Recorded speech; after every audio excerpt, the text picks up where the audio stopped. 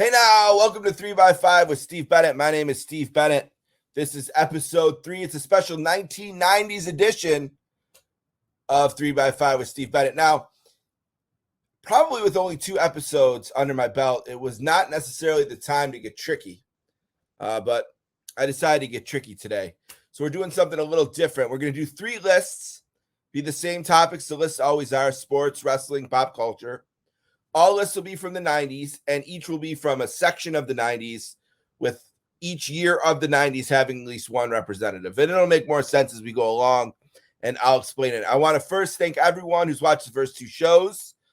We did have the post-premiere dip that often happens to shows. The first episode did significantly better than the second. I guess we didn't retain the audience as well as I hoped. So as long as I'm not canceled soon, we'll be back for episode 4 and 5. But please keep liking and commenting and sharing and doing all those things that they say you should do to get your video more likes and views and those kinds of things. So as always, thanks to the North-South Connection, the Sportscasters 24-inch podcast. And let's get underway. Let's get it started. The first list is wrestling today, which of course is brought to you by the 24-inch podcast with Hollywood Dave Rowlands, Paula Bennett, and myself. We have an episode featuring a card in the Meadowlands in New Jersey. First time checking in on a show there. The Garden was used that month for SummerSlam 88, but they still had an obligation to MSG, so they televised the show at the Meadowlands, and that is up now on our feed, so check that out. All right, today it's the best WWF pay-per-view matches from 1990 through 1992 without Hulk Hogan. The first 2 lists were all Hulk Hogan lists, so I put Hulk aside. We'll look at the first 3 years of the 90s, what was going on that was great without Hulk, with a small exception, which I'll get to when we get there. All right, let's do it. Number 5, The Ultimate Warrior defeats Randy Savage at WrestleMania 7, March 24th, 1991. I watched this pay-per-view at my dad friend Filbert's house. So shout out to Filbert, the recent recipient of quadruple bypass surgery. Hopefully Filbert is feeling better. And he was kind enough to let my dad bring me over his house. He had the classic 1990s cheater box and allowed us to watch the pay-per-view. And my dad and his friends, they would just watch because I was watching. They weren't huge fans, but I remember they loved this match. And then I remember showing it years later to my daughter, Paula, and she said, "Dad, this is so emotional," when the lovely Elizabeth came out of the crowd and laid the smackdown on Sherry to rekindle her love of the Macho Man. A really great match. Warrior does a great job. I thought Savage did a good job. Not that respectful to step on the guy and end his career like that, but a really great match. That's number 5. Number 4, one of my all-time favorite matches, and I guess all these 4 are. 5 maybe isn't one of my favorite, but the next 4 are. The first one, the Hart Foundation over Demolition at SummerSlam 90, August 27th, 1990 at the Spectrum in Philadelphia. As most of the roster was busy looking for Sweet Sapphire in the back, Demolition and the Hart Foundation had an unbelievable best 2 out of 3 falls match. Now, one that confused me as a kid, because Demolition won the first fall and the Hart Foundation won the second fall, but it seemed to me that they clearly won that fall by DQ. Now, in my head, I remembered the Bulldogs and the Hart Foundation at Saturday Night's Main Event in 1987, when the Bulldogs beat them in a best 2 out of 3 for the belts, but won the first fall by DQ, and Jesse had a laugh and said, "You don't win the belts."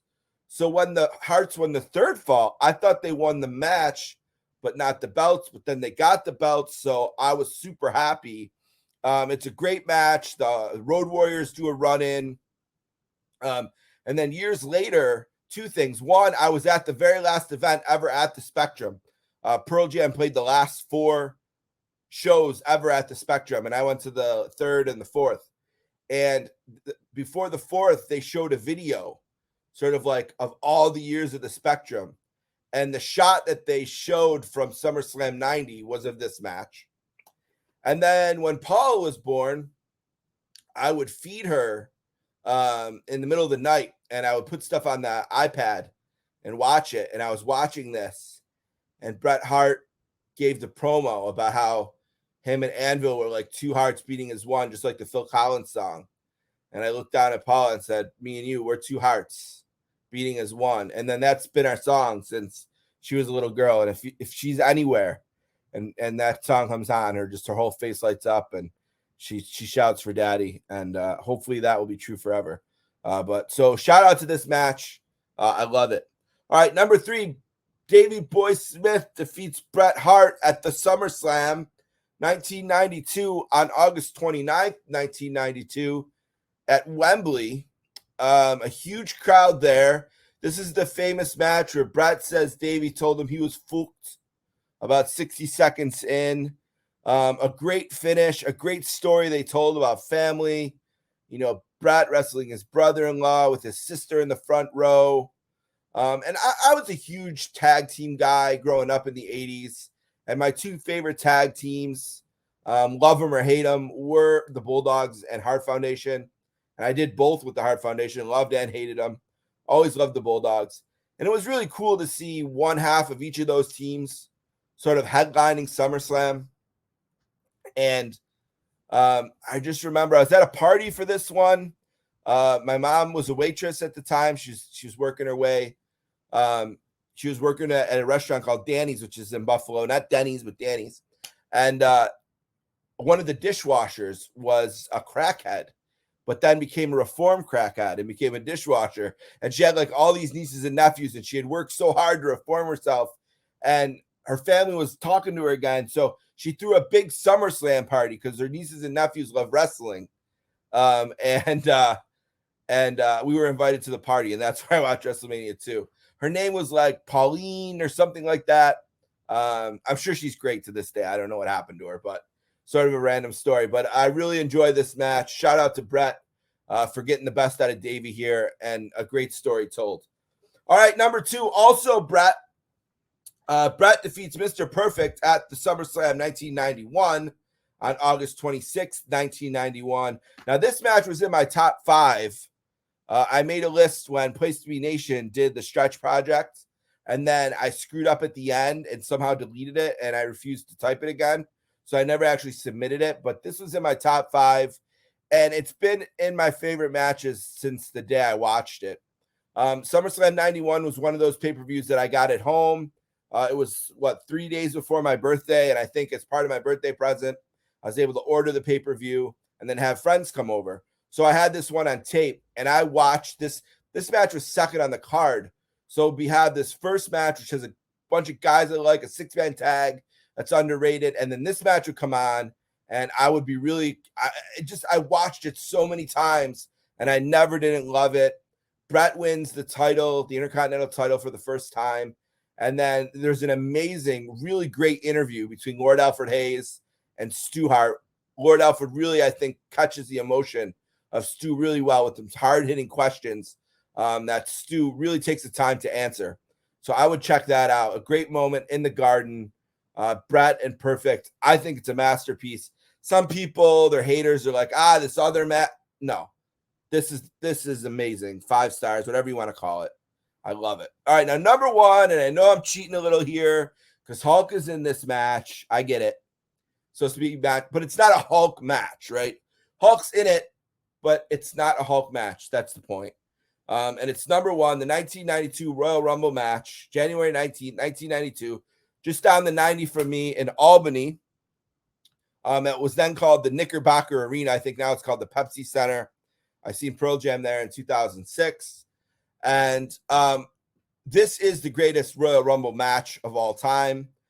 The number of Hall of Famers in this, I was going to count them before I did this, but I didn't. It's a lot. It's most of them. Most of the guys. And it's for the championship. It's for the belt. And since there was so many Hall of Famers in there, you often felt like there was so many guys who could win. Often at Royal Rumbles, you know who's going to go on to the main event at WrestleMania, or you know within 2 or 3 who's going to win. This just felt like, wow, who are they going to make the champion? Who's who's going to have the intestinal fortitude to be the champion? And Ric Flair, who came in third, wins, and Bobby Heenan puts on a master class of wrestling color commentary that has never been duplicated.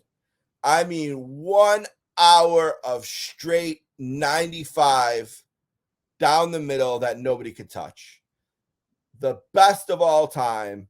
You could take the match, record it on a cassette tape, and listen to it on your radio in your bedroom. And I did that because he's that damn great.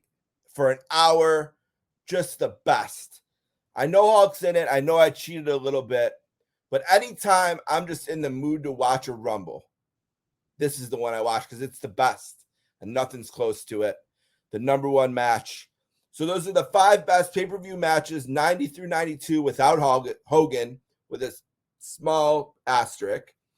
We did Warrior defeat Savage from 7, Foundation over Demolition from SummerSlam 90, Davey Boy over Bret from SummerSlam 92, Bret versus Perfect over Perfect, SummerSlam 91, and this. That's the top 5 wrestling matches.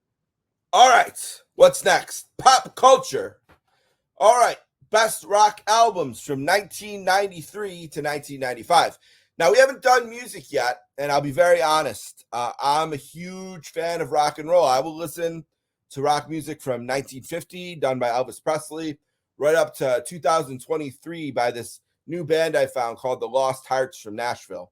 But I don't do much outside of the rock genre. I'm pretty much a rock and roll fan through and through. I do occasionally enjoy a pop song from the 80s or 90s. But for the most part, those are kind of more soft rock songs, I think, more than anything. I like all kinds of rock and roll, all different genres of it from all different decades. The 1990s are probably my favorite because that's when I was discovering rock for myself. It wasn't just the bands that my dad loved and introduced me to. And he introduced me to some great ones. And actually, he introduced me to one that comes in at number 5. So these are 93 to 95 best rock. All right, number 5, Balance by Van Halen, released January 25, 1995. The last album that they released with Sammy Hagar, and really the last album they released that mattered. They also released one with Gary Cherone in 2000 or 1998, I believe, called 3, somewhere around there. And then they released one with Roth in the 2010s.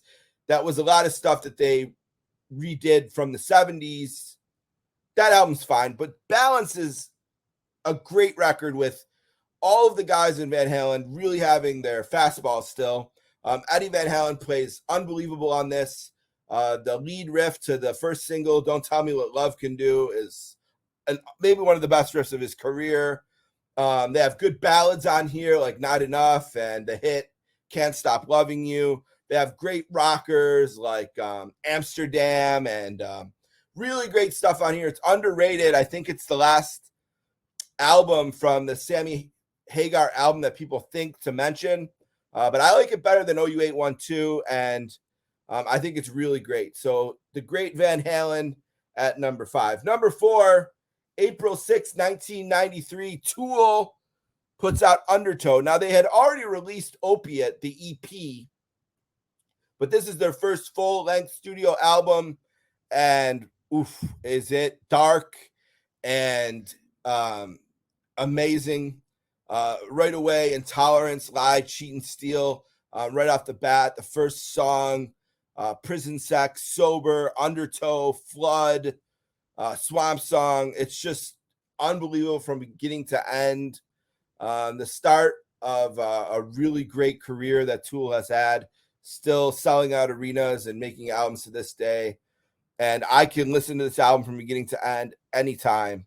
And it's a different vibe, right? Because this is dark shit. There's no Can't Stop Loving You on this album.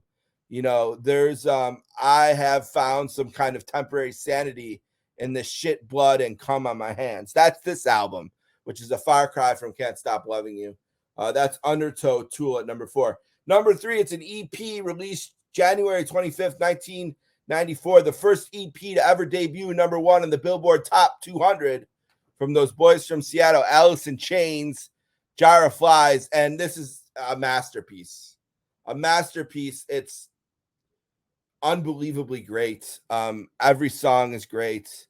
No Excuses, I Stay Away, the chilling and haunting Don't Follow. Just unbelievable stuff. Nutshell, maybe one of the best songs of the entire decade to come out of Seattle. They went in not knowing what they were going to do. Lane Staley's fighting his drug addiction pretty hard at this point. They had just come off of Dirt, which if it was in the window would be on the list too. But it was released in 90 before 92. But this album it's great, and it's an acoustic album. You can fall asleep to it. It's beautiful, beautiful record, and I listen to it all the time to this day. Number 2, probably my favorite non-Pearl Jam album ever. Soundgarden Super Unknown, released March 8th, 1994. I had a t-shirt with the cover on it that I wore all the time my freshman year of high school. Chris Cornell, rest in peace. Just an unbelievable job on this record. This is one, it's got a lot of songs, and they're pretty much all great. I saw a thread on the Soundgarden Reddit, name your favorite song on Super Unknown, and I think at least one person suggested every song on the album. 4th of July, we're getting close to it here, and I always listen to the song 4th of July from here. Mailman, Limo Wreck are some great deeper cuts, and then the hits, right? They had Spoon Man, Black Hole Sun, Fell on Black Days, My Wave are all from this album. Around the 20th anniversary, they performed the entire thing on a roof, sort of Beatles style, and it aired on Apple TV or an early version of whatever Apple's streaming service was at the time. And I just watched in awe of them. Just Matt Cameron on drums, Ben Shepherd on bass, Kim Thale guitar, and of course the great late Chris Cornell on vocals. Just an unbelievable album. I could gush about it for days. And the only thing to keep it out of #1 is this. That's Pearl Jam's Vitalogy, released on the anniversary of the Kennedy assassination, November 22nd, 1994. Originally released only in vinyl. And I remember going to that store that day, buying the vinyl, and my mom saying in the car, "How are you going to listen to that?" And I said, "Well, I guess I'm not. I don't have a record player." She's like, "Well, why do we buy it?" I'm like, "I don't know. It's awesome." She's like, "Well, when are you going to have one you can listen to?" I'm like, "That comes out in 2 weeks." She's like, "So we got to go back in 2 weeks?" I was like, "Yeah." So we went back and got the CD in 2 weeks. But, 10 and Versus had come out. By the way, this album is the second fastest selling album in the history of SoundScan in 1 week. And the only record that sold more than it is Versus. And these records are sort of going to live forever because they changed how it's recorded. So somewhere between Versus and the Garth Brooks live album that actually sold more, they extended the window from, say, Monday to Friday to Monday or to Sunday or something. So at the original SoundScan metrics, the #1 and #2 fastest selling albums of all time are Versus and Vitalogy. But then they added on some days, so technically they can't be defeated unless you can figure out. Nobody buys records anymore anyway. But anyway, this is a masterpiece. It's Pearl Jam stepping back from being the biggest. There's no videos. There's weird things on here like bugs and these really weird sort of experimental things that were sort of made to push people away. But people who love the band obviously weren't pushed away. And every song that's a real song on here is incredible. Last Exit starts it, one of my favorites. Spin the Black Circle, Not For You, Tremor Christ, The Smallest Ocean Still Has Big, Big Waves. Nothing Man at #5, one of my top 10 Pearl Jam songs probably. Whipping at #6. Corduroy is there. Better Man is there. Immortality is there. Satan's Bed. I Shit and I Stink. I'm Real. Join the Club. A Crohn's Patient staple lyric there.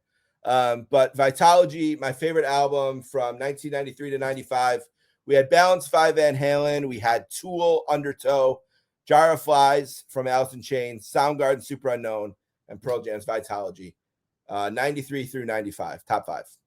All right, one list left, and that is the sports list brought to you by the Sportscasters Podcast. And maybe I didn't mention before that the last list was North. You get it by now.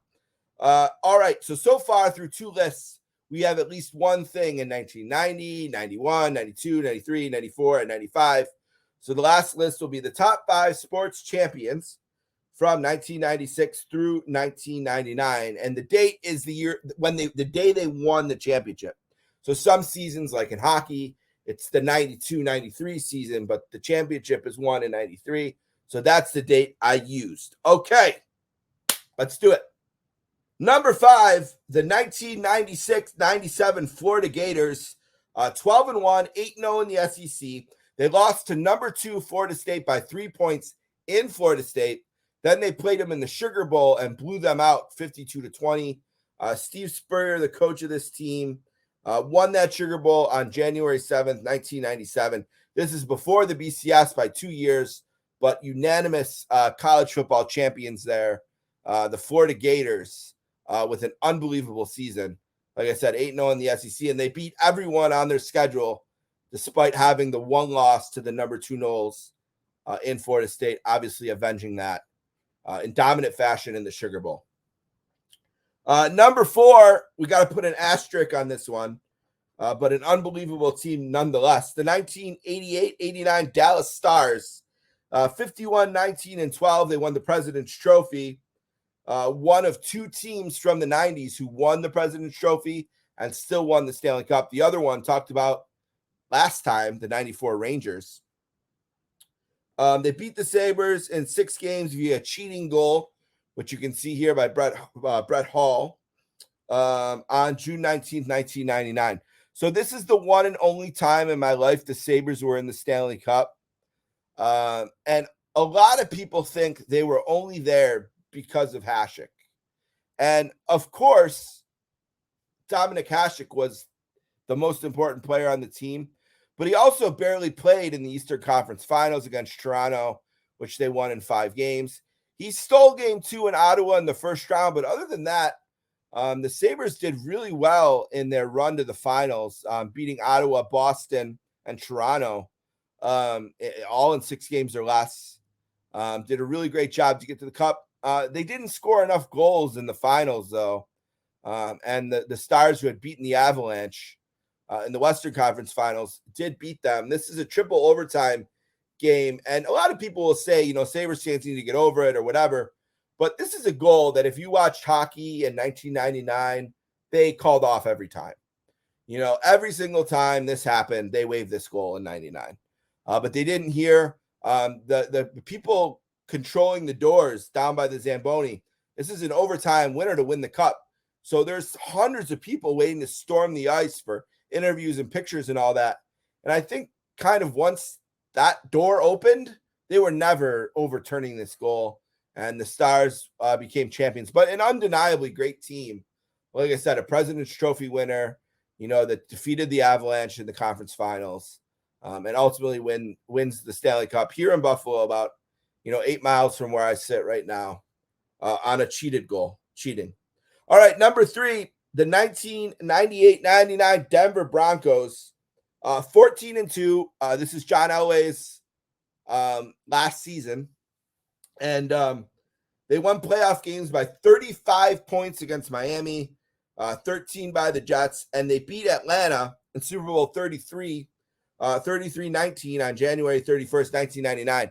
Now, the disappointing thing is that we didn't get to see the 14-2 Broncos against the 15-1 Vikings in the Super Bowl, because the Vikings didn't take care of their business in the conference championship game against Atlanta. Now, I was at the Galleria Mall, the big mall here in Buffalo, and the game was in overtime, the Atlanta-Minnesota game. And I was at Sears in the TV department, which had every TV on the game. And there was 100 people, 100 guys standing around watching this game. And I remember when Atlanta made the kick, everyone just walked out, and the the salesman that was standing there was like, "What? Nobody wants to buy a TV?" And I thought that was funny for some reason. I if I had the money, I would have bought a TV just because that was a great line by him. But they avoid the Vikings. They get Atlanta, who they kill. Atlanta spent the week in typical Atlanta Falcon style, just scumbags in the midst of a scandal with their player of the year who got caught picking up a hooker. Typical Falcons stuff, but an unbelievable end to the career of John Elway. A great team who blitzed through the season at 14-2, crushed the Dolphins and then beat a pretty good Bill Parcells-led New York Jets Keyshawn Johnson team, and then won a snooze of a Super Bowl, which I watched with my friend Pete Orphanis, who played defensive back for the Oklahoma Sooners. Shout out to Pete. All right, let's get to the two big ones, and there's two great teams that were hard to separate. But we'll go number two, the 1995-96 Chicago Bulls. They went 72-10 and 15-3 in the playoffs. They defeated Seattle in 6 games on June 16th, 1996, to win Michael Jordan's 4th ring there. I don't have a lot to say about this because I don't care that much, to be honest. But when I was like in the 90s, the Bulls were the team and Jordan was the player. And I just knew anytime he was out there, they were going to win. And I remember watching them lose to the Pistons a couple times and just knowing if they could just get over that hump, they'd be pretty unstoppable. This is the first championship they won after Jordan came back, the first of the second three-peat. And if you want to know more about it, The Last Dance is probably the place to go, even though, of course, that is state-sponsored media, as Michael Jordan and his team basically created that series. But props to them, The Last Dance, for the last song on it being Present Tense by Pearl Jam. So check that out if you want to know more about the Bulls. A great, great team who could have easily been number one. But instead, for number one, I picked the 1998 New York Yankees, 114-48. 114-48. They were 11-2 in the playoffs, and they swept the Padres in the World Series, clinching on October 21st, 1998. Scott Brosius was the MVP, I believe, of this World Series. I know he had at least one Grand Slam in it. And this was in the midst of, this was the 8th straight World Series game. They won the clincher in a string of 12 in a row that they would win. The last 4 in 96, 4 in 98, and then 4 in 99. And then in 2001, they won game 1 against the Mets, I believe, to stretch it to 13 in extra innings. So an unbelievable baseball team who just absolutely nickel and dime teams to death. They were relentless with hit after hit after hit. Really good pitching. An unbelievable team. And I love when I can find the pictures of the Sport Illustrated covers from the teams because this was so important to me growing up. Sports Illustrated. Sports Illustrated would come in the mailbox on Thursday, and I knew that. And I would get off the bus on Thursdays, go to the mailbox, take out the SI, turn it to the back cover to the Rick Riley column, and read it. I was walking up the driveway into my house and taking my shoes off. I would read like the last 2 paragraphs in the boot room of my house because I love Sports Illustrated that much. So imagine for me what it was like in 2021 when I got the call from John Wertheim that he wanted to write an article about me for Sports Illustrated. So thank you to John Wertheim. You can check that on my Twitter at @sports_casters. It's pinned. But of course, this is about the 98 Yankees, not me, the best team from 1996 through 1999. Number 5 was the Gators. Number 4, the Dallas Stars, the Broncos, the Bulls, and the Yankees. So we did it. We got one thing from every year from 1990 to 1999. 3 different lists, 3 different eras of the 90s. All right, that does it for episode 3, the 90s edition. We'll try the 80s next week with 3 new lists. We're going to be here every Tuesday on the North-South Connection. Shout out to Justin. Shout out to my producer and my friend Ryan for helping me with all of this. 3x5 with Steve Bennett. And before I go, real quickly, I want to give a shout out to the Missouri under 21 national team competing in the under 21 Euros. A big win today over Switzerland, 3-2, after getting absolutely screwed in a game against France. Let's bring home the Euro under 21 style. Shout out to the Missouri. We'll see you next week.